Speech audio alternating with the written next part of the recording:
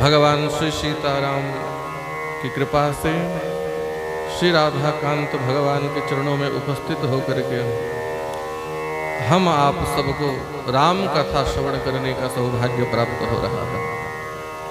श्री रामचरितमानस के माध्यम से हम श्री राम की मंगलमय गाथा को श्रवण कर रहे हैं। और राम कथा में भी परम रसमय श्री भरत जी का चरित्र है। जगत भरण पोषण कर जोई, ताकर नाम भरत सोई।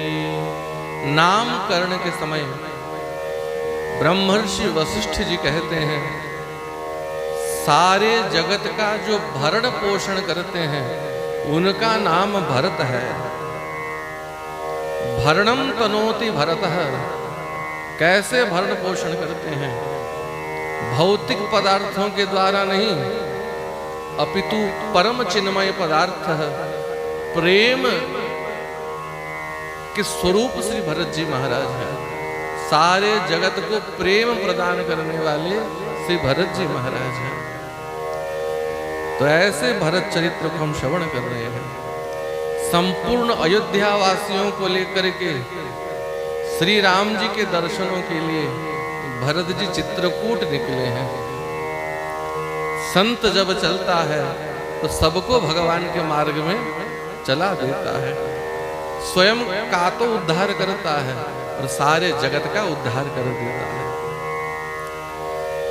श्रृंगवेरपुर में खबर पहुंचा कि भरत जी आ रहे हैं। जैसे ही निषाद राज गुह को खबर मिला कि भरत आ रहे हैं, सावधान हो गए। क्यों सावधान हो गए? निषाद राज गुह को सूचना मिली कि भरत सेना लेकर के आ रहे हैं। रथ घोड़ा सैनिक अस्त्र शस्त्र लेकर के भरत जी आ रहे हैं। तो निषाद राज गुह को चिंता हुई, कारण कवन भरत बन जाही। भरत वन में आ रहे हैं पर सेना लेकर के क्यों आ रहे हैं? यदि श्री राम जी से भेंट करने के लिए जा रहे हो तो सेना की क्या आवश्यकता है? तो निषाद राज गुह के मन में यह आशंका आ गई कि जैसे बबूल के पेड़ में आम नहीं उगता, कांटे के पेड़ में कांटा ही उगता है, इन्हीं की माता जी ने राम जी को वन भेजा। कैकेयी ने, माता कैकेयी ने राम जी को वन भेजा और उन्हीं का तो पुत्र है भरत। माँ ने श्री राम को वन भेज दिया। अब बेटा सेना लेकर के जा रहा है राम जी को मार के राज्य अकंटक करने के लिए। यह आशंका, यह संदेह निषाद राज गुह में हो गई है। कछु कपट भाऊ मन माही। निश्चित ही भरत के मन में कुछ कपट है, यह संदेह हुआ।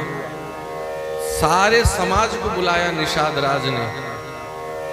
सभी सबर जाति जितने भी थे श्रृंगवेरपुर के निवासी सबको बुलाया और कहा, भाइयों,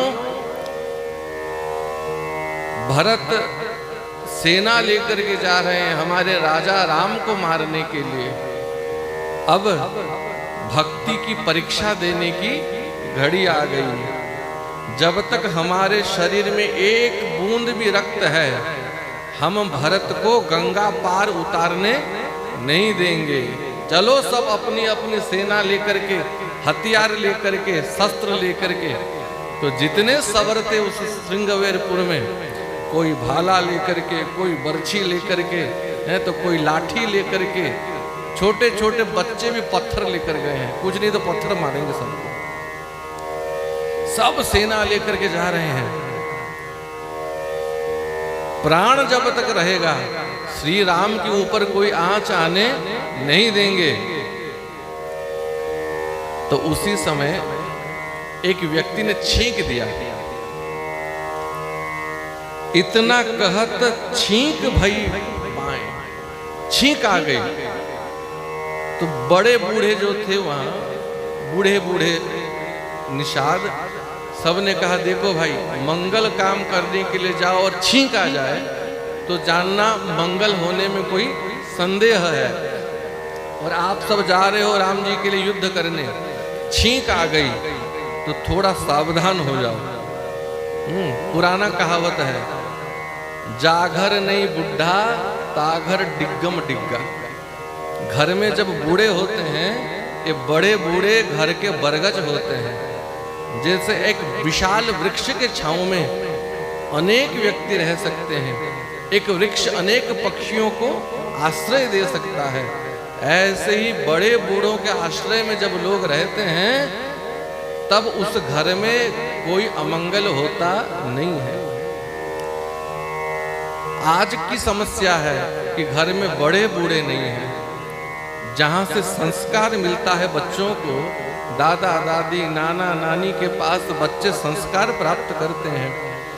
अब बच्चों के सौभाग्य में दादा दादा नाना नानी का प्रेम नहीं है, तो जहां से संस्कार का स्रोत निकलता है वही हमने बंद कर दिया, तो बच्चों के भीतर संस्कार कहां से आएगी। दादा दादी नाना नानी के पास सोते थे, नानी दादी राम कथा सुनाती थी, कृष्ण कथा सुनाती थी।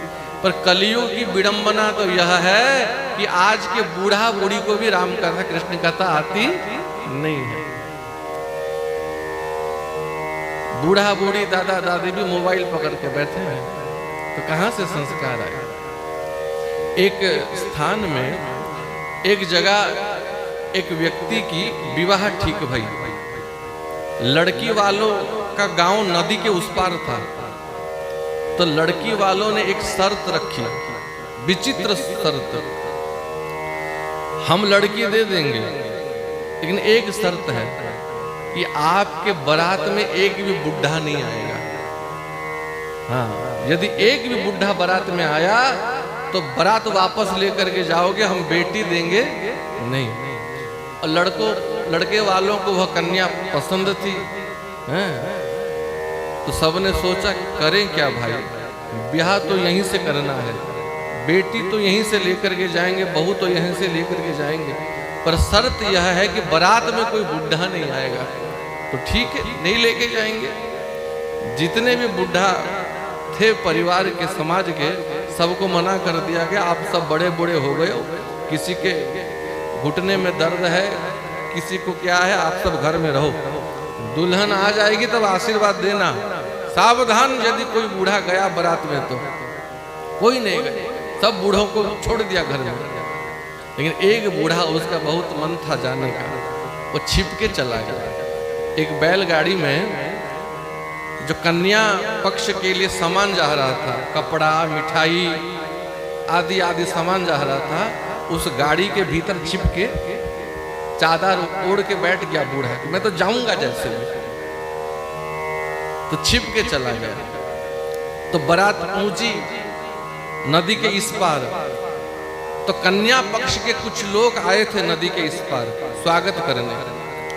स्वागत हुआ और वहीं कन्या पक्ष के कुछ लोगों ने कहा कोई बूढ़ा तो नहीं आया है बारात में, देख लो, यदि कोई बूढ़ा निकला तो वापस लेके जाओगे बारात, बेटी देंगे नहीं। बोले बिल्कुल नहीं आया, कोई बूढ़ा लेकर के नहीं आए, सब जवान जवान आए हैं। फिर एक शर्त रखा, क्योंकि बेटी वालों को बेटी देनी ही नहीं थी। जो वर पक्ष था थोड़ा कमजोर था, कन्या पक्ष मजबूत था, तो इसीलिए बेटी देना नहीं था। किसी दबाव के चलते ब्याह के लिए हाँ तो कर दी, पर बेटी देनी नहीं थी। इसीलिए ही शर्त रखी गई थी कि कोई बूढ़ा नहीं आएगा तभी हम बेटी देंगे। तो बोले ठीक है, बूढ़ा तो नहीं आया है, फिर भी हमारा एक शर्त है, पूरा एक शर्त है, ये शर्त आप पूरा कर दो तो बेटी दे देंगे। बोले क्या शर्त है? ये जो नदी बह रही है ना हमारे गांव और आपके गांव के बीच में, देखो विचित्र शर्त है। बोला इस नदी में पानी की जगह दूध भर दो। क्या कहा? पानी की जगह दूध भर दो तभी बेटी देंगे। सभी सोच में पड़ गए, ये कैसा विचित्र शर्त है, कोई नदी में पानी की जगह दूध भरेगा? और यदि बिना बेटी के बारात वापस गई तो बदनामी होगी गांव में। सभी कहेंगे बारात लेकर के गए थे, बिना बेटी के वापस आ गए। बोले भाई ये क्या शर्त है? ऐसा कोई शर्त होता है? भला नदी में कैसे दूध भर देंगे हम? नहीं, शर्त पूरा करो, नहीं तो बारात वापस लेके जाओ, बेटी देंगे नहीं। या तो नदी में पूरा दूध भरो वरना वापस चले जाओ। सब दुखी बैठे थे बारात, अब क्या करें?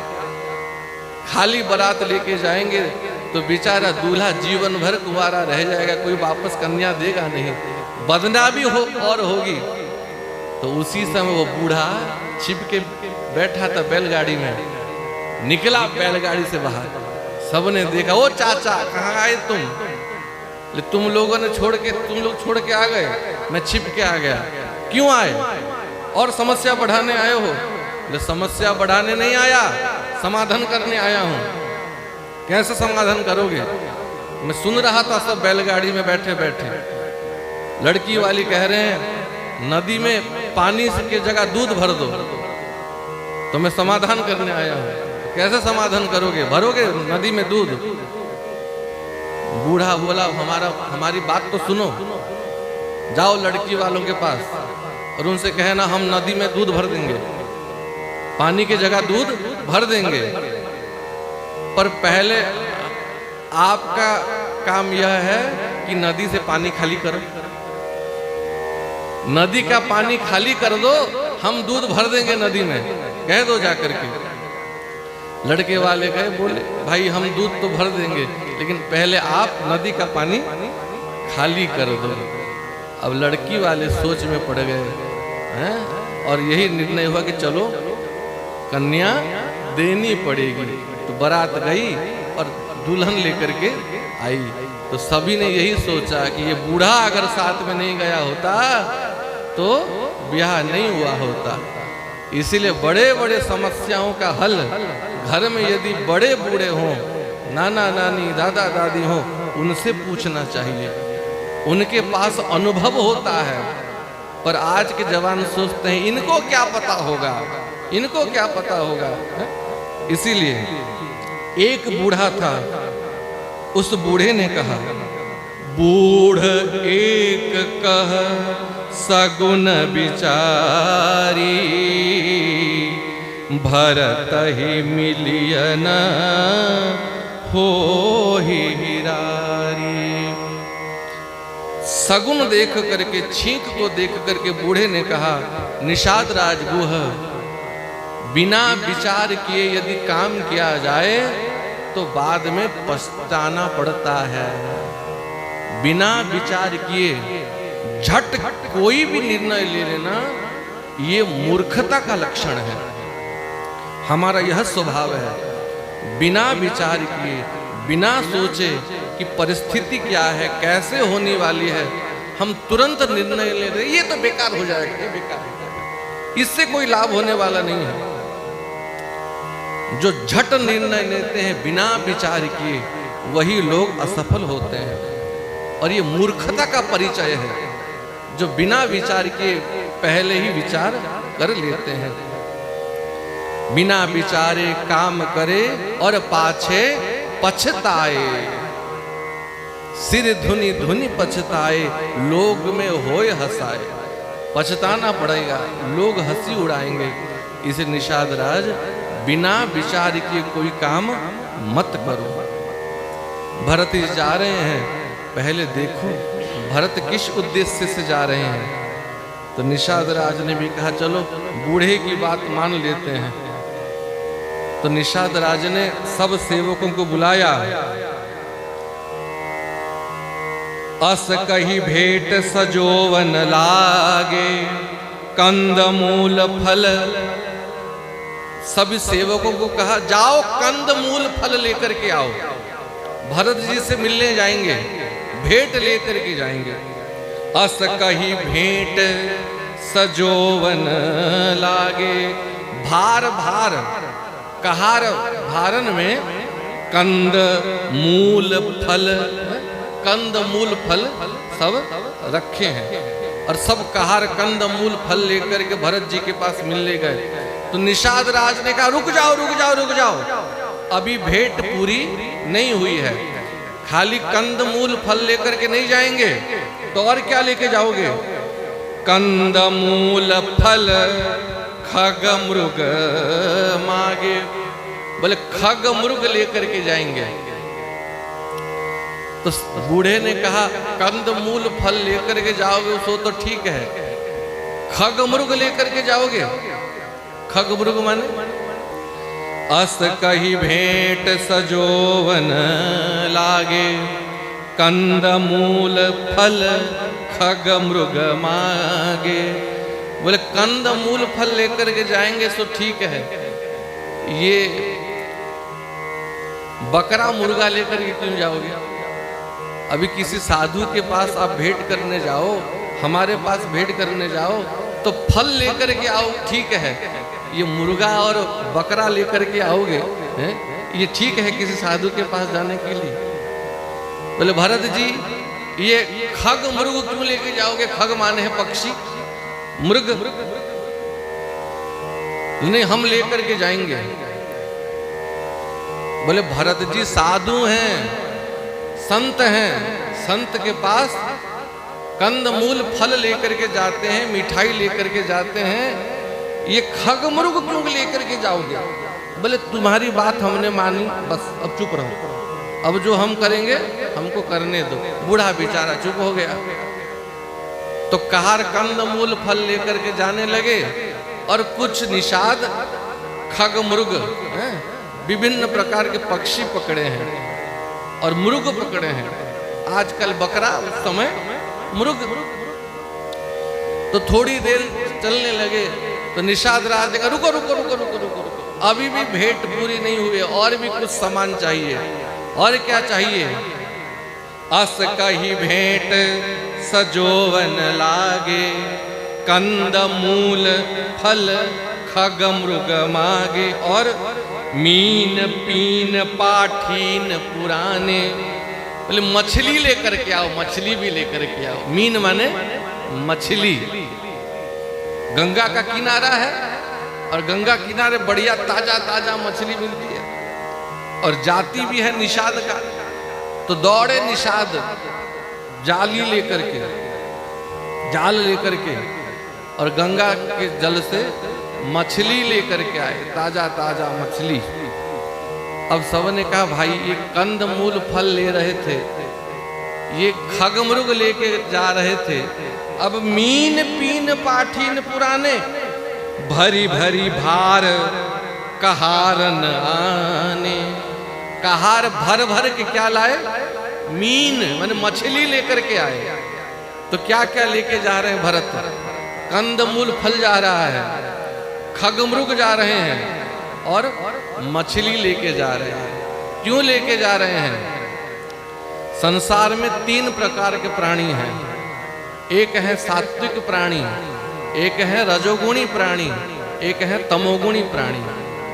अगर भरत जी की दृष्टि कंदमूल फल पे आएगी तो समझ जाएंगे भरत जी सतोगुणी स्वभाव के हैं, ये राम जी के पास मित्रता करने जा रहे हैं। यदि भरत जी की दृष्टि खग मृग में जाएगी तो भरत जी रजोगुणी स्वभाव के हैं, ये विचार करने वहां जा रहे हैं। और भरत जी की दृष्टि यदि मछली में जाएगी तो ये तमोगुणी स्वभाव वाले हैं, युद्ध करने जा रहे हैं। तो निम्न, मध्यम और उच्च 3 प्रकार के विचार हैं। तो भरत जी की दृष्टि जहां जाएगी वहीं से हम निर्णय कर लेंगे तो भरत जी किस उद्देश्य से लेकर के राम जी के पास जा रहे हैं। और थोड़ा सा भी टेढ़ा मेढ़ा उद्देश्य समझ में आया तो वही बाण निकाल के मारेंगे। इसीलिए अस कही भेंट सजोवन लागे, कंद मूल फल खग मृग मागे, मीन पीन पाठीन पुराने, भरी भरी भार कहारन आने। सब लेकर के भरत जी चलने लगे। तो उसी समय उस बूढ़े ने फिर से कहा, सुनो निषाद गुह, तुम जा रहे हो 3 प्रकार की वस्तु लेकर के, कंदमूल फल लेकर के जा रहे हो, खगमृग लेकर के जा रहे हो, मछली लेके जा रहे हो, और तुम्हारा उद्देश्य यह है कि अगर फल में दृष्टि जाएगी तो सत्वगुण है, खगमृग में दृष्टि जाएगी तो रजोगुण है, मछली में दृष्टि जाएगी तो तमोगुण है। लेकिन हम जानते हैं भरत जी साधु हैं, भरत जी संत हैं, भरत जी की दृष्टि न फल में जाएगी, न खगमृग में जाएगी, न मछली में जाएगी। भरत जी की दृष्टि श्री राम जी के चरण रज में जाएगी। जहां जहां राम जी के चरण चिन्ह पड़ेंगे भरत जी की दृष्टि वहां गिरेगी। क्योंकि संत की दृष्टि न सतोगुण में रहती है, न रजोगुण में रहती है, न तमोगुण में रहती है। संत की दृष्टि तो निर्गुण होती है, चिन्मय होती है, केवल भगवान के चरणार विंद में होती है। यह विचार करके मिलन साज सही मिलन सिधाए, मंगल मूल सगुन शुभ पाए। थोड़ी आगे निषादराज आए हैं समाज को लेकर के, 3 प्रकार की भेंट लेकर के, तो सभी शुभ संकेत होने लगे। गौ माता का दर्शन होने लगा, शुभ पक्षियों का दर्शन होने लगा। सभी शुभ संकेत को देखे और दूर से भरत जी आ रहे हैं, रथ में बैठे हैं और उनके पास गुरु वशिष्ठ जी हैं। दूर से ही भरत जी ने देखा निषाद राज अपनी प्रजा के साथ हैं। तो निषाद राज ने पूछा गुरु जी से कि गुरु जी ये कौन है, ये कौन है? तो गुरु जी ने कहा, बेटा भरत, ये आपके ज्येष्ठ भ्राता श्री राम के प्राण प्रिय सखा निषाद राज गुह हैं। तो राम जी भरत जी के ज्येष्ठ भ्राता हैं, पर भरत जी को राम जी भाई नहीं मानते, भगवान मानते हैं। और जैसे ही सुना कि निषाद हमारे भगवान श्री राम के सखा हैं, रामस्य प्राण समसखा, तो तुरंत निषाद राज रथ से कूद पड़े और दूर से आ रहे हैं। केस कैसे आ रहे हैं? दृष्टि नीचे है, चरण रेख चिन्ह देखन आए। राम जी के चरण चिन्हों को देख देख के आ रहे हैं और ऐसा आनंद लग रहा है कि मानो राम जी का साक्षात दर्शन हो रहा है। चरण रेख रज नयन ही लावा,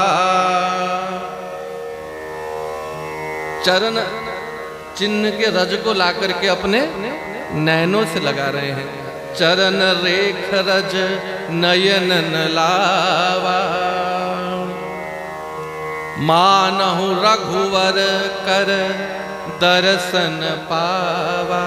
और भरत जी को ऐसा लग रहा है कि साक्षात राम जी का दर्शन हो रहा है। दूर से देखे राम सखा, राम जी के सखा हैं। वशिष्ठ जी आगे आए हैं। पहले निषाद राज ने भरत जी को देखा और जैसे ही भरत जी की दृष्टि देखी, कहाँ है दृष्टि? राम चरण रेख रज नयन न लावा। उनकी दृष्टि न फल में गई, न खगमृग में गई, न मछली में गई। कहाँ गई? राम जी के चरण चिन्ह में गई। तो बूढ़े की बात याद आ गई। निषाद राज को पश्चाताप हुआ कि भरत जी के ऊपर हमने संदेह की है। ये ना रजोगुण में है, ये ना तमोगुण में है, ना सतोगुण में है। इनकी दृष्टि तो निर्गुण हो चुकी है। मिलने गए, पहले वशिष्ठ जी से मिला। जानी राम प्रिय दीन आशीषा। राम जी के प्रिय सखा जान करके वशिष्ठ जी ने आशीर्वाद दिया और भरत जी को जाकर के साष्टांग दंडवत करते हैं निषाद राज। और जैसे ही दंडवत करने जा रहे थे उससे पहले भरत जी ने उठाया निषाद राज को, अपने छाती से लगाया, गले से लगाया। करत दंडवत देखते ही भरत लीन उरलाई, मनहु लखन सह भेंट भई प्रेम न हृदय समाई। भरत लीन उरलाई, भरत जी ने हृदय से लगाया और जैसे ही निषाद राज को हृदय से लगाया, भरत जी को कैसा अनुभव हुआ? मनहु लखन सन भेंट भई, ऐसा लगा कि छोटे भाई लक्ष्मण के साथ भेंट हो रहा है। अच्छा, ऐसे क्यों हुआ? हम पहले ही संकेत कर चुके हैं, आराध्य देवता का गुण उपासक में आ जाता है, पिता का गुण पुत्र में आ जाता है और गुरु का गुण शिष्य में आ जाता है। वही शिष्य वास्तव में शिष्य होता है जिसको गुरु को बोलना नहीं पड़ता, गुरु के मन के बारे में वो जान जाता है। साधक को, शिष्य को गुरु से प्रश्न करनी नहीं पड़ती कि हम किसकी उपासना करें, कैसे उपासना करें। जब गुरु के मन के साथ शिष्य का मन मिल जाता है तो गुरु के मन में क्या चल रहा है ये शिष्य को पता चल जाता है। तो निषाद राज के गुरु कौन है? जिस दिन निषाद राज गुह ने श्री सीताराम जी को कुश के शैया में सोते देखा, शीशम वृक्ष के नीचे, निषाद राज को दुख हुआ कि नहीं? भय हो निषाद ही विषाद, विषाद हो गया निषाद को। और उस रात्रि निषाद राज को किसने समझाया था? लक्ष्मण जी ने समझाया था कि नहीं? रात भर समझाया। क्या समझाया?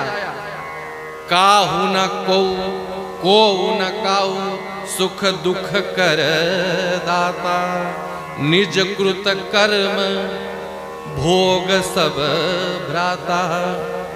भाई, कोई किसी को सुख दुख नहीं देता, सब अपने कर्म का फल ही भोगते हैं। और आप श्री राम को देख करके दुखी हो रहे हैं। निषाद राज कह रहे थे, कैकई नंदिनी मंदमती, कैकई माता को दोष दे रहे थे कि कैकई के कारण राम जी को दुख हुआ, विधाता ने राम जी को दुख दिया। लक्ष्मण जी ने समझा दिया, निषाद भाई, राम जी के वन गमन में ना कैकई माता का दोष है ना भाग्य का दोष है, ये तो राम जी की इच्छा है। राम जी अपनी इच्छा से ही वन में आए हैं, क्योंकि राम मनुष्य नहीं है, राम ब्रह्म परमार्थ रूपा, राम स्वयं ब्रह्म है। अब बताओ, ब्रह्म का पहचान कराने वाला कौन होता है? भगवान का पहचान कराने वाला कौन होता है? गुरु होता है कि नहीं? तो लक्ष्मण जी ने समझाया था निषाद राज को, राम जी स्वयं भगवान है। और क्या समझाया? सखा परम परमारथ एहु, मन क्रम बचन राम पद नेहु। और सखा, जीवन का लक्ष्य, सबसे बड़ा धन, सबसे बड़ा परमार्थ यह है कि मन कर्म और वचन से श्री राम जी के चरणों में प्रेम हो जाए। मन कर्म वचन राम पद नेहु, ये कौन समझाता है? गुरु समझाते हैं कि नहीं? तो इसीलिए निषाद राज के गुरु कौन हुए? लक्ष्मण जी हुए। और जैसे पिता का गुण पुत्र में आता है, भगवान का गुण, आराध्य का गुण साधक में आ जाता है, गुरु का गुण शिष्य में आ जाता है, तो लक्ष्मण जी के गुण निषाद राज में आ गए। और जैसे ही भरत जी ने निषाद राज गुह को हृदय से लगाया, मनहु लखन सन भेंट भई प्रेम न हृदय समाई। ऐसा लगा कि मैं स्वयं साक्षात लक्ष्मण जी के साथ भेंट रहा हूं। भेटत भरत ताहि अति प्रीता, लोग सिहाई प्रेम के रीता। सब भरत जी की प्रशंसा कर रहे हैं और कुछ लोग वहां ऐसे भी थे जो कह रहे थे, देखो भाई देखो, ये भरत जी राजा बनने वाले हैं, ऊंचे कुल के हैं, श्रेष्ठ कुल के हैं, और ये निषाद जाति का सवर है, ये अछूत है, और देखो भरत इसे छू लिया, भरत जी ने इसको छू लिया। वहां समाधान गोस्वामी तुलसीदास जी दे रहे हैं, वो कल श्रवण करेंगे। रामचंद्र भगवान की जय।